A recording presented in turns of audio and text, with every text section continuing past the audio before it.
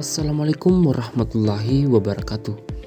Perkenalkan, nama saya Muhammad Akbar dengan NIM Hanur 523004. Nah, video kali ini kita akan menganalisis tentang kepemimpinan salah satu tokoh besar yang ada di Indonesia, yaitu Abdurrahman Wahid yang sering akrab dipanggil dengan Gus Dur.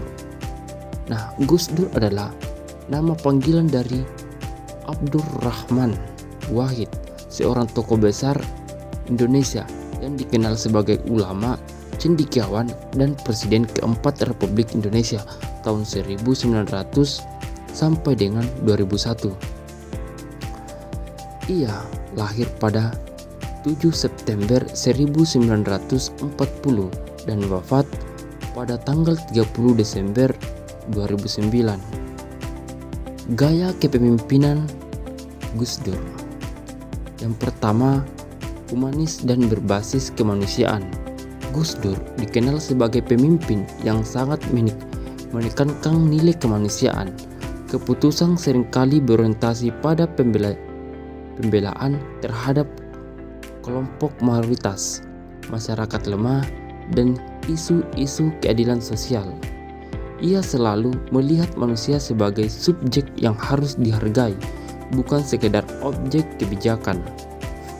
Yang kedua, demokratis dan inklusif.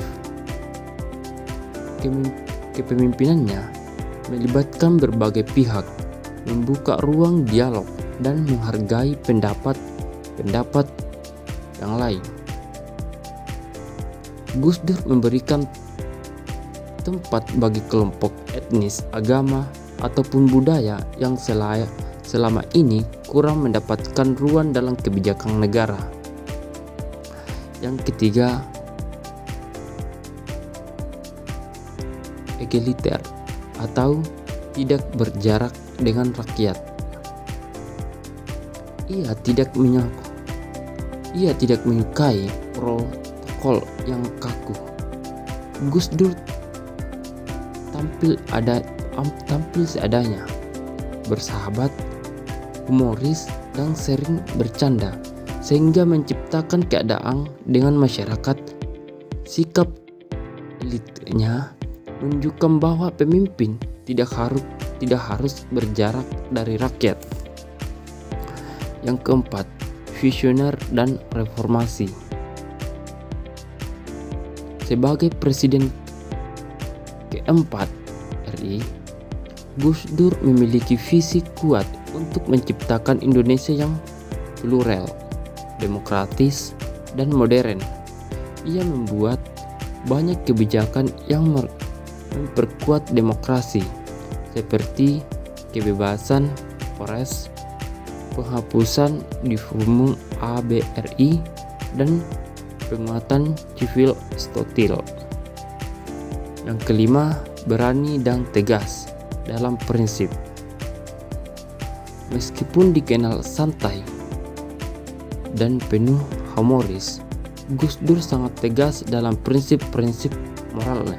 Ia berani mengambil keputusan tidak populer demi mempertahankan nilai kemanusiaan dan popularisme. Keterhubungan dengan kepemimpinan Gus Dur dengan teori Prof. Anwar. Yang pertama itu kepemimpinan humanis dan demokratis. Terkait dengan kepemimpinan partisipatif, menurut Idoj Anwar menjelaskan bahwa kepemimpinan yang baik dalam administrasi pendidikan harus memberikan ruang partisipasi, membuka komunikasi dua arah, dan menghargai keterlibatan semua warga organisasi. Yang kedua, sikap egaliter Gus Dur. Sejalan dengan kepemimpinan berbasis nilai, value-based learning. Prof. Anwar menekankan bahwa seorang pemimpin harus menampilkan keteladanan, integritas, dan kesederhanaan, karena guru, staf, atau warga organisasi akan bekerja lebih efektif ketika disimping oleh figur yang memberikan contoh yang baik bagi semua rakyat organisasi. Yang ketiga, keberanian Gus Dur dalam membuat kebijakan reformasi. Sejalan dengan kepemimpinan transformasional dalam pendidikan Eidos Anwar. Dalam buku Administrasi Pendidikan, Eidos memiliki Anwar menilai bahwa pemimpin transformasional adalah pemimpin yang memiliki visi besar, berani mengambil risiko, dan mendorong perubahan sistematik. Yang keempat, kepemimpinan Gus Dur dalam mengelola keuangan negara selaras dengan prinsip transparansi dan akuntabilitas dalam manajemen keuangan versi Anwar. Eidos Anwar menekankan bahwa dalam manajemen keuangan pendidikan atau publik, pemimpin harus manajemen transparansi, memastikan penggunaan dana untuk kepentingan publik, dan menekankan akuntabilitas moral.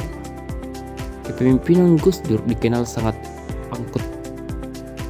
anti korupsi, menolak adanya transaksi gelap, dan mengutamakan maksimal pengawasan. Yang terakhir, kepemimpinan Gus Dur yang inklusif, selaras dengan teori Eidos atau Anwar tentang pemimpin sebagai pembina iklim organisasi. Dalam buku, Anwar menjelaskan bahwa pemimpin harus mampu membentuk iklim organisasi yang kondusif, penuh toleransi, dan menghargai keberagaman agar semua warga dapat bekerja secara optimal. Gaya kepemimpinan Gus Dur mengedepankan pluralisme, toleransi, dan penerimaan terhadap perbedaan.